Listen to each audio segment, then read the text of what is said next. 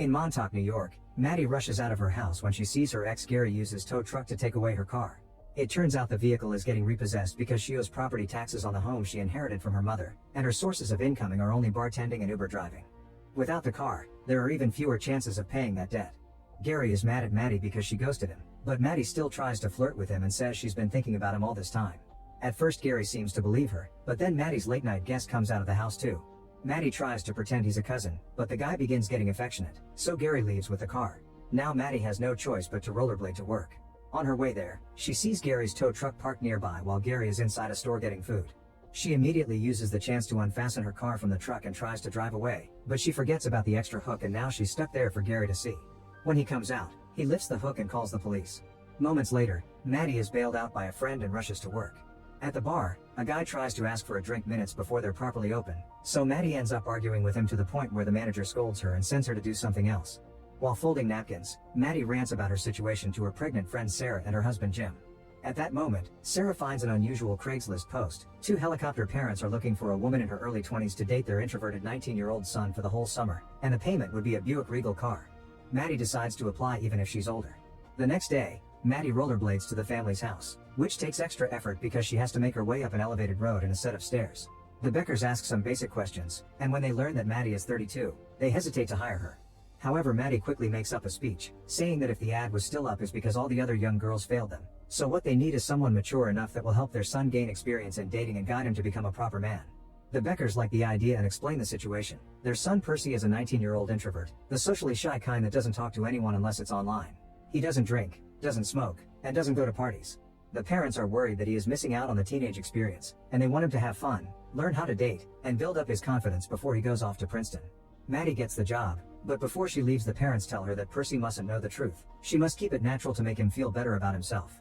After borrowing Jim's old van, Maddie puts on a seductive dress and shows up at the animal shelter Percy volunteers at, where she specifically asks for his help while she pretends she wants to adopt a dog.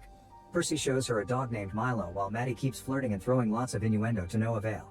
Then they go to the office to fill out her application and Maddie has to drag a small couch to the desk to keep on flirting, but the couch is too low and she doesn't cause a good impression. She keeps on flirting while Percy asks her questions, which makes him uncomfortable. He decides to end the interview quickly, but Maddie needs an excuse to keep on talking to him and offers him a ride home because she knows his address. When Percy wonders how she knows that, Maddie saves her mistake by saying it's on his bag.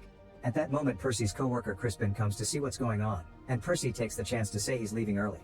Maddie follows him outside and finds him grabbing his bicycle, so she offers to give him a ride again and puts the bicycle in the back of the van to prove he can't say no. Once they're on the road, Maddie tries her best to carry on a proper conversation and makes a joke about Percy being her hostage. Between this and the creepy things in the back of the van, Percy is getting a little scared. When Maddie takes a different route, Percy tries to ask for help with his phone but Maddie takes it from him. Moments later, they arrive at Maddie's home and Percy assumes she's kidnapped him for real so he throws paper spray at her eyes. Crying out in pain, Maddie explains she just thinks he's really hot and that she had been trying to score with him. Percy can't believe it but he apologizes as he helps wash her eyes with a hose before they agree to meet again tomorrow for a proper date. The following evening, Maddie is waiting at a bar and sees Percy arrive wearing a suit with short pants because of the hot weather. The waitress asks for their order and Percy tries to get a soda, but Maddie changes it for a cocktail so he can learn to live a little. When their drinks arrive, Percy spits it out as soon as he takes a sip, and Maddie has to force him to drink more so he can learn to handle alcohol before college. She tries to keep up conversation again, but Percy is always shy and awkward. Suddenly they're uninterrupted by one of Maddie's ex-boyfriends, who brags about being married now and mocks Maddie for ghosting him. However, Maddie insults him with some good burns until he leaves.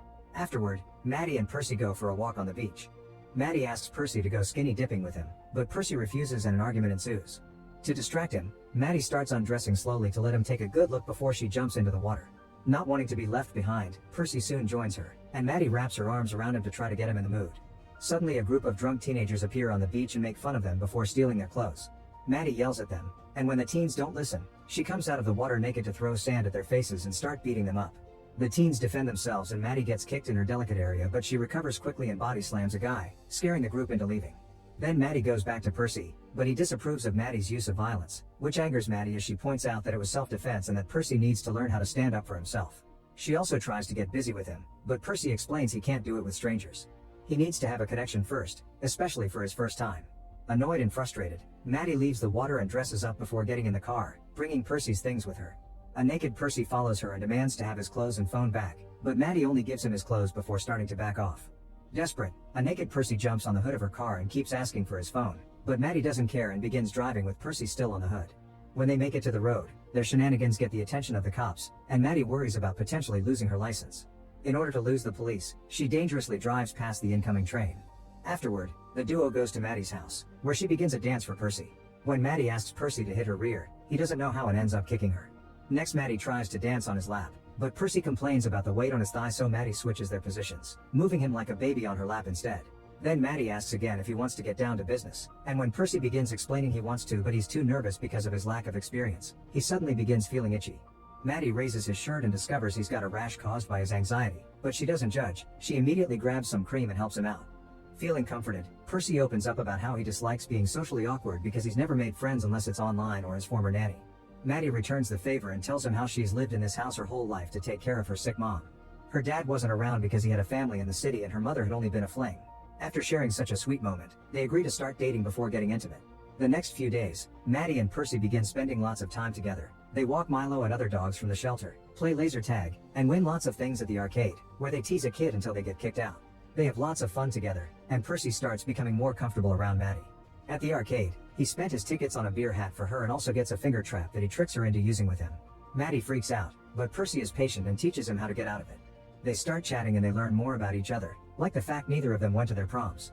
Maddie also tells him that she once wrote to her dad to ask why he wouldn't visit her, but the letter returned unopened. Having this vulnerable moment allows Percy to gather courage and finally kiss Maddie. Afterward, they go for a walk and bump into Percy's former nanny Jody, who turns out to be a middle-aged guy.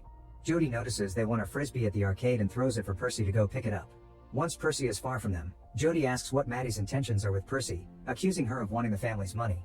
Maddie says she only wants to date Percy and shuts Jody up by implying he wants the same thing. When Percy returns, Jody and Maddie just pretend to get along for his sake. Sometime later, Maddie hears someone ring the bell at her house and finds a man she doesn't recognize.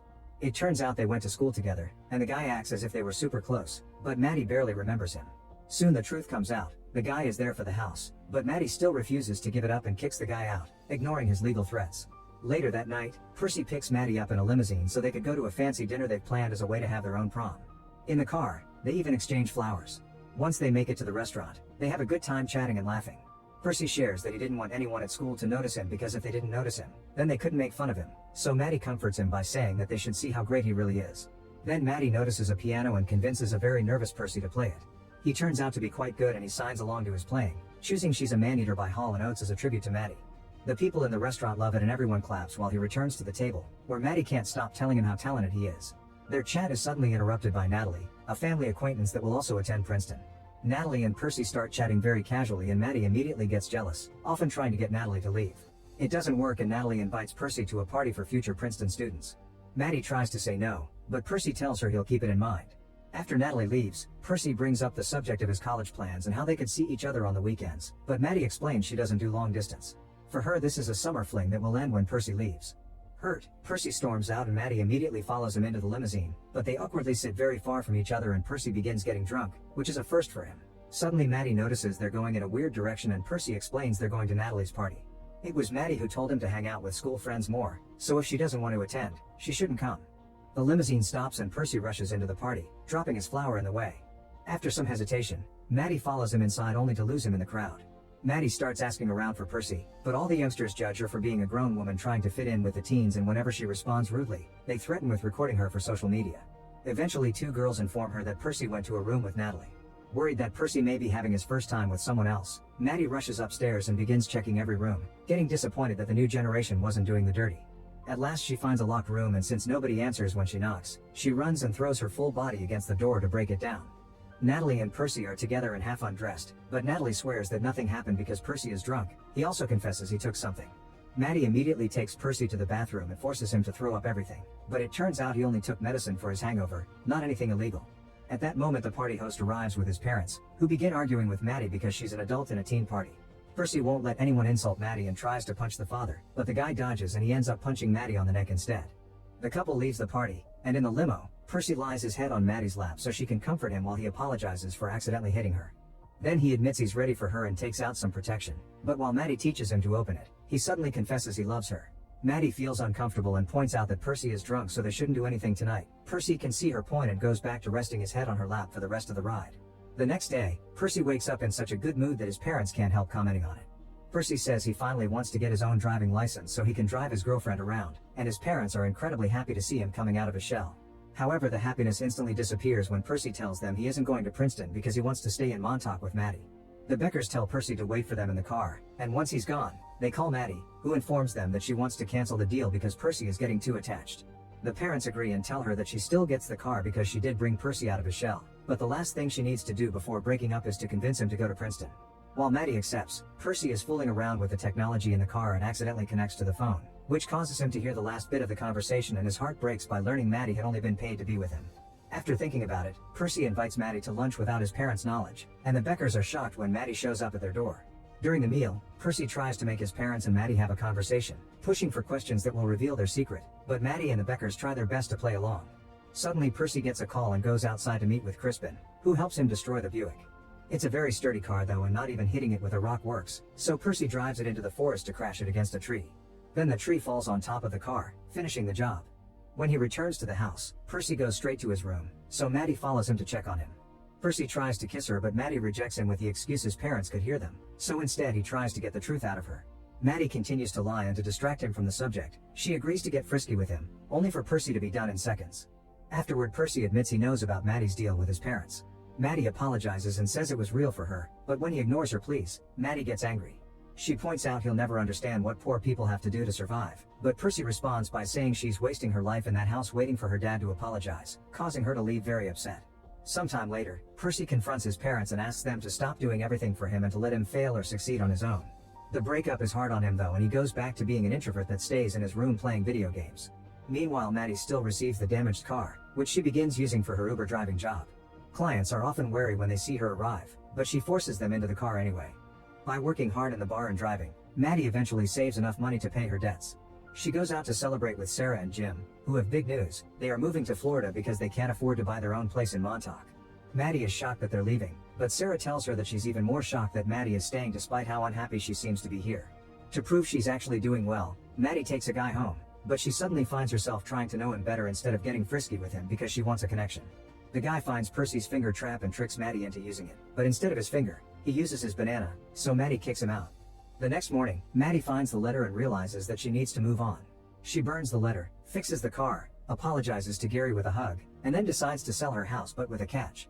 She also wants to apologize to Percy, but he won't answer her messages, so Maddie begins looking for him everywhere. Jody and Crispin are mad at her and won't help her, but Percy's parents tell her he'll be at the Princeton mixer. Maddie goes there and apologizes as she explains their friendship was real, but when Percy ignores her and tries to leave, Maddie jumps on top of his car's hood. Taking inspiration from her past shenanigans, Percy begins driving around with Maddie still on the hood, hitting lots of things on the way and accidentally setting Maddie's jacket on fire. Panicking, Percy drives the vehicle into the sea to put out the flames and gets out of the car to help her. Maddie takes the chance to apologize to Percy, who cries as he forgives her. The duo stays on the beach and talks about their plans for the future. Percy is going to Princeton after all, and Maddie will be moving to California. Then they agree to stay friends. Sometime later, Maddie finally sells her house, but in a way that is going to Sarah and Jim so they don't have to move and can raise their child here.